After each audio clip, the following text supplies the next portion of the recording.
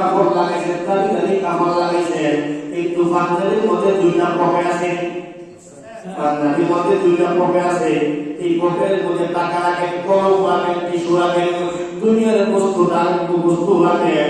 এই দুনিয়ার বস্তু যখন পকেটের মধ্যে আপনি রাখেন, এ মানুষ ইসলাম বলে বাবা একটা আমার চিন্তা করছেন নি জীবন চিরদিনের জন্য একটা দেশ আপনার গায়ের মধ্যে রাখবো। এই রাষ্ট্রের দেশটা কিন্তু কোনো দুনিয়ার কোনো পাঞ্জাবি নয়, চিরদিনের জন্য এই দেশটা আপনার গায়ের মধ্যে রাখবো। এই দেশটা হলো কাপড়ের কাপড়, ঠিক কিনা বলে? এই কাপড়ের কাপড় যখন আপনার গায়ে রাখবো, এই কাপড়ের কাপড়ের কোনো পকেট আছে?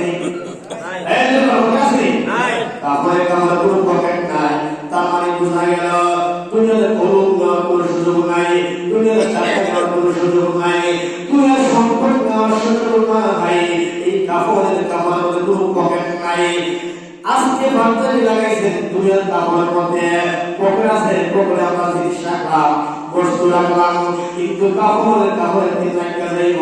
এই কাপড়ের মধ্যে কোনো পকেট নেই বাবা, কোনো টাকা নেওয়ার সুযোগ নাই, সম্পদ নেওয়ার সুযোগ নাই। তার কারণ হইল আমার নবী মুহাম্মদ নাসাই শরীফের হাদিস বাবা, আমার নবী মুহাম্মদ ও দুনিয়ার মতো শোনা, কাপড় লাগতে গেলে দুনিয়ার কোনো জিনিস নেওয়ার কোনো সুযোগ নাই। কিন্তু আমি নবী তোমাদেরকে বলে দেই, তোমাদের কলমটারে একটা ইমানের পকেট বানাও। এই কলমটা ইমানের পকেট বানাইবা, ইমানের পকেটের মধ্যে দুইটা বস্তু যাবে। এই কলমের মধ্যে দুইটা বস্তু যাবে, একটা হলো তোমার ইমান আর একটা হলো আমল। সুবহানাল্লাহ। এই পকেটে দুনিয়ার কোনো জিনিস নেওয়ার সুযোগ নাই, কিন্তু দুইটা বস্তু যাবে, একটা হলো ইমান আর একটা হলো আমল।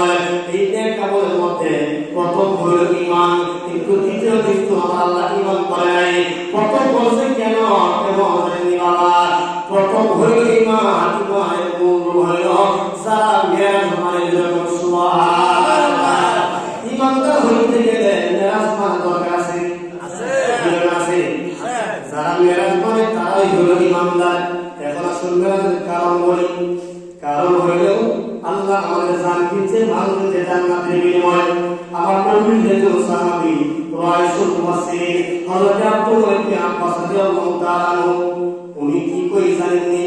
আমার নবী আমার আল্লাহর ঘরে থেকে এসে জানেননি, উনি বলতেছেন আব্দুল্লাহ ইবনে আব্বাস ডাক্তার করে আমার নবীর কাছে কইছে একটা কারণ হইল এই জান্নাতটা দেখতে কত সুন্দর, এই সুন্দর জান্নাত দেখার জন্য আমার নবী আমার আল্লাহ মেরাজ করেছে। নারে তাকবীর, নারে রিসালাত, নারে গাউসিয়া, আহলে সুন্নাত ওয়াল জামাত। এই মেরাজ দেখার জন্য, এই জান্নাত সুন্দর জান্নাত দেখার জন্য আমার আল্লাহ নবী মেরাজ করেছে। এখন আল্লাহ কুদরতি নিদর্শন দেখার জন্য আমার আল্লাহ নবী মেরাজ করেছে। আল্লাহ কুদরতি সুন্দর কতগুলো জায়গা আছে, সমস্ত জায়গা দেখার জন্য আমার আল্লাহ নবী মেরাজ করেছে। অন্য কোন নবী আমার আল্লাহ মেরাজে ডাক দিয়ে নেয় নাই।